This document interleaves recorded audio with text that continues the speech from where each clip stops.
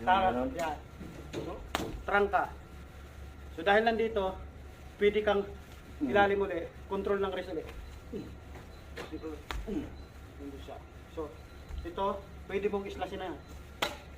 Yan, kuha, control.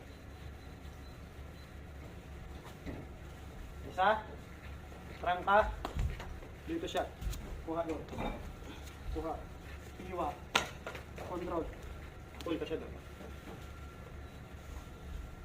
Huling entry, kumuha tayo noon sa ilalim.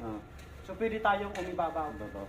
So pagtarak niya, trinangkahan mo, control. Dito siya. Kuha.